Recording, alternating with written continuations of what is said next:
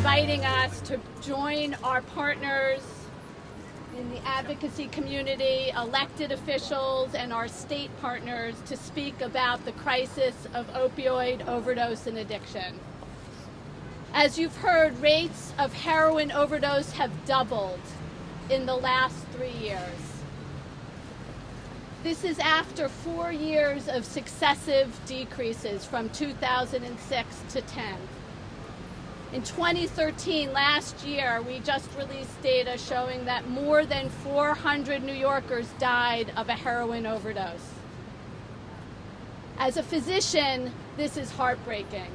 These deaths are entirely preventable, and we have the tools to do that.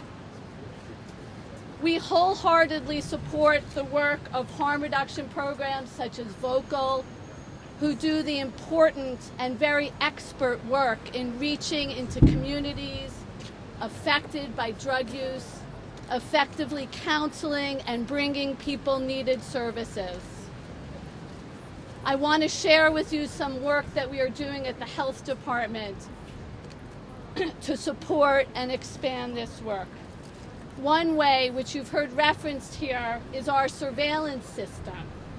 From this, we can identify health and drug trends in close to real time, and that enables us to respond with targeted work and interventions. From this surveillance, and also as you've heard, we know that drug addiction and heroin overdose can affect all New Yorkers and is, from Staten Island to the Bronx, and most concerningly, recently is an upsurge in Queens. We all need to be working all over the city. You've also heard about naloxone, a medicine that reverses opioid overdoses, and with the new standing order legislation, enables us to get out naloxone more efficiently, more widely, and you heard Terrell speak about his plans very soon. The department has distributed over 26,000 doses of naloxone since 2009, and we know about 500 reversals, a number that is surely undercounted.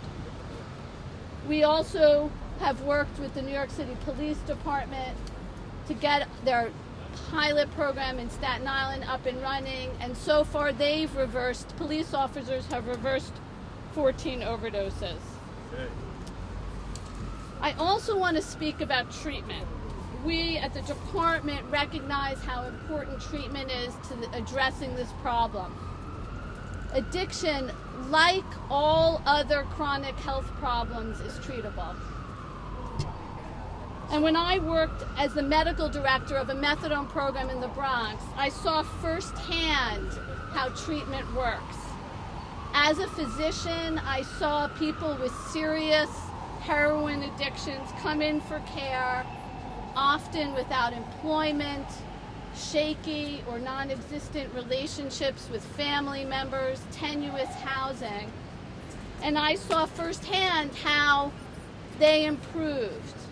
I found this work so immensely professionally and personally gratifying and moving that I've made my career in this field.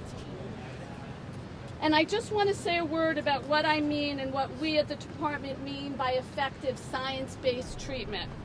No single treatment is right for every person, and many options are available. But treatment that includes the use of medicines, particularly methadone and buprenorphine or Suboxone, is the most scientifically effective way to treat opioid addiction. These medicines reduce overdose deaths, reduce drug use, reduce crime, and most importantly, help people regain their ability to participate in communities, their families, workplaces. And I saw this time again as an addiction medicine physician. The department strongly supports Senator Ed Markey's bill, a federal act, the TREAT Act, which would increase access to buprenorphine. And finally, also as you've heard, underlying all of the work I've discussed is stigma. Stigma associated with illegality of drug use has many consequences. People engaged in illegal activities are reluctant to disclose drug use and to seek help. Individuals find themselves caught up in the criminal justice system, which can worsen their ability to seek or receive effective treatment. And finally, drug treatment itself, and particularly methadone, is highly stigmatized. We need to lessen the stigma that individuals with addiction face by humanizing those who are affected by it.